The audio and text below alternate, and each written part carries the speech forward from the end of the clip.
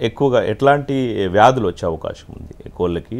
అంటే అన్ని రకాల కోళ్ళు, ఇప్పుడు మనం నాటుకోళ్ళు, బ్రాయిలరు, ఇప్పుడు మనం పెరటి కోళ్ళు, ఇవన్నిటికి సంబంధించి ఏ విధంగా జాగ్రత్తలు తీసుకోవాలి, ఎట్లాంటి వ్యాధులు వచ్చే అవకాశం? ముఖ్యంగా ఈ యొక్క మార్పులతోటి ఏమవుతుందంటే, ముఖ్యంగా వేడిమితోటి ఈ ఒత్తిడికి లోనయ్యేసేసి ఈ యొక్క వ్యాధులు ప్రబలేటువంటి అవకాశం ఉంటుంది కోళ్ళల్లో. ఈ కోళ్ళల్లో ముఖ్యంగా వచ్చేటువంటి వ్యాధులు చూసుకున్నట్లయితే శ్వాస సంబంధమైనటువంటి వ్యాధులు ప్రబలేటువంటి అవకాశం ఉంటుంది. దాంతోపాటు ఈ కుక్కర్ రోగానికి సంబంధించినటువంటి వైరల్ అంటే సూక్ష్మజీవుల ద్వారా వచ్చేటువంటి వ్యాధి, ఆ తర్వాత ఈ గంబోరా కూడా సూక్ష్మజీవులతో వస్తుంది. ఈ యొక్క శ్వాస సంబంధమైనటువంటి వ్యాధులు ముఖ్యంగా గంబోరా, అలాగనే ఈ కుక్కర్ రోగం అనేది బాగా ప్రబలేటువంటి అవకాశం ఉంటుంది. కనుక వీటికి ఇప్పుడు ప్రస్తుతానికి మన దగ్గర మార్కెట్లో చూసుకున్నట్లయితే టీకాలు ఉంటాయి. టీకాలు అనేవి వ్యాధి రాకుండా ముందు జాగ్రత్తగా వేసుకునేటువంటి టీకాలు ఉంటాయి. కనుక ఈ టీకాలు అనేవి మీరు అడిగినట్లు ఇప్పుడు పెరటి కోళ్ళకు షెడ్యూల్ ఉంటుందండి, షెడ్యూల్ ప్రకారము. అలాగే బ్రాయిలర్ కోళ్ళకు ఒక షెడ్యూల్ ఉంటుంది, లేయర్ కోళ్ళకు ఒక షెడ్యూల్ ఉంటుంది. ఆ షెడ్యూల్ అనేది నిపుణులతోటి సలహాలు తీసుకొని ఆ షెడ్యూల్ ప్రకారం ముఖ్యంగా ఈ శ్వాస సంబంధ వ్యాధులు రాకుండా, ఈ కుక్కర్ రోగము, గంబోరా లాంటి వ్యాధులు రాకుండా నివారణ కొరకు మనము ఈ వ్యాక్సిన్స్ చేసుకున్నట్లయితే కోళ్ళు ఈ వ్యాధుల బారి నుండి కాపాడుకోగలుగుతాం మనం. వాస్తవానికి సమ్మర్ సీజన్లో ఎక్కువ డిమాండ్ ఉంటుంది చికెన్కి, ఏదంటే వేరే రకాల కార్యక్రమాలు కానీ. సో అట్లాంటి క్రమంలో ఈ బర్డ్స్ అనేది చాలా తక్కువ వెయిట్ రావడం, ఈవెన్ దో గుడ్డు క్వాలిటీ కూడా చాలా తక్కువ రావడం, సో వీటికి సంబంధించి రైతు నష్టపోయే అవకాశం ఉంటుంది ఎక్కువ. సో దీని నుంచి పరిష్కార మార్గం ఏంటి, ఎట్లాంటి దానాన్ని ఇవ్వాలంటారు?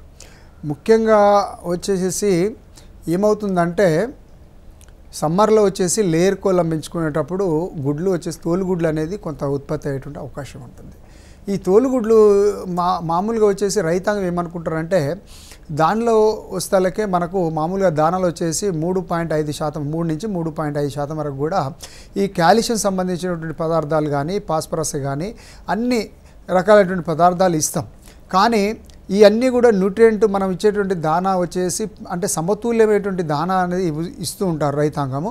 ఈ సమతుల్య దానా ఇచ్చినప్పటికీ కూడా ఈ యొక్క తోలుగుడ్లు అనేవి ఉత్పత్తి అవ్వడం జరుగుతుంది. ఎందుకు అని అంటే, వాతావరణంలో ఉష్ణోగ్రత అనేది ఎక్కువ ఉండడం వల్ల ఈ యొక్క బాగా ఇవి విపరీతంగా వచ్చేసేసి ఈ యొక్క ప్యాంటింగ్ అంటే బాగా శ్వాస సంబంధమైన ఇబ్బందితో ఏమవుతుందంటే, లోపల బాడీలో ఉన్నటువంటి ముఖ్యంగా వచ్చేసేసి ఈ కార్బోనేట్స్ అనేవి లాస్ అవుతుంటుంది అన్నమాట.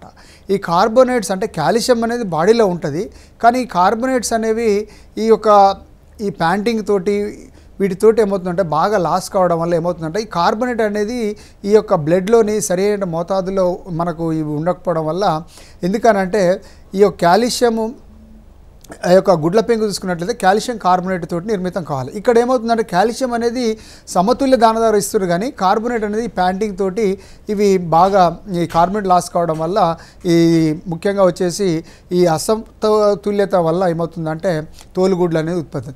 దీనికి వచ్చేసి ముఖ్యంగా వచ్చేసి లోపల ఈ లేయర్ కోళ్ళను పెంచేటప్పుడు ఫాగర్స్ లాంటి లోపల అరేంజ్ చేసుకొని, ముఖ్యంగా వచ్చేసి ఫాగర్స్ను ఇచ్చినట్లయితే ఉష్ణోగ్రతను తగ్గించుకోవడము, షెడ్ పైన వచ్చేసి ఈ యొక్క స్ప్రింక్లర్స్ లాంటి అరేంజ్ చేసుకోవడము, మనము చుట్టుపక్కల వచ్చేసి ఈ చెట్ల నీడనిచ్చేటువంటి చెట్లను పెంచుకోవడము, సైడ్కు ఏ వైపునైతే వేడి గాలి అనేది షెడ్ లోపలికి వస్తుందో ఆ యొక్క సైడ్లో వచ్చేసి ఈ యొక్క గన్నీ బ్యాగ్స్ లాంటిది కట్టేసుకొని, ముఖ్యంగా వచ్చేసి నీళ్ళను చిలకరించినట్లయితే చల్లటి గాలి అనేది ఆ వేడి గాలి అనేది లోపల రాకుండా చల్లటి గాలి అనేది లోపలికి రావడము, ఇట్లా కొన్ని రకాలైనటువంటి తీసుకోవడము. ఇలాగా దీంతోపాటు ముఖ్యంగా బాయిలర్ కోళ్ళు ఏంటంటే మిగతా వర్షాకాలంతో పాటు మరి శీతాకాలంతో పోల్చుకున్నట్లయితే ముఖ్యంగా ఈ వేసవి కాలంలో ఏమవుతుందనంటే ఈ యొక్క వేడి తీవ్రత వల్ల ఏమవుతుందంటే ఎక్కువ దానా తినకపోవడం వల్ల ఈ మిగతా కాలాలతో పోల్చుకున్నట్లయితే ముఖ్యంగా వచ్చేసి వేసవి కాలంలో ఈ బాడీ గ్రోత్ అనేది కొద్దిగా మిగతా కాలాలతో పోల్చుకుంటే తక్కువ ఉంటుంది. సో దాంతో ఏమవుతుందంటే డిమాండ్ అనేది మార్కెట్లో కొద్దిగా మాంసానికి డిమాండ్ ఉన్నప్పుడు ఏమవుతుందంటే ప్రొడక్షన్ అనేది తక్కువ వస్తుంది, కనుక మార్కెట్లో డిమాండ్ అనేది ఎక్కువ ఉంటుంది. దీనికి తగ్గట్టు చేసుకోవాల్సింది ఇంతకుముందు మనం చెప్పినట్టు కొన్ని దీంతో పాటు ఇంకా కొన్ని రకాలైనటువంటి జాగ్రత్తలు యాజమాన్య పద్ధతులు కాక అవలంబించినట్లయితే ఇటు మాంస కోళ్ళ కానీ ఇటు గుడ్ల ఉత్పత్తి చేసే లేయర్ కోళ్ళ కానీ కొన్ని సూచనలు సలహాలు పాటించినట్లయితే ముఖ్యంగా మంచి ఉత్పత్తిని ఉత్పాదక శక్తి అనేది పొందడానికి అవకాశం అనేది ఉన్నదండి.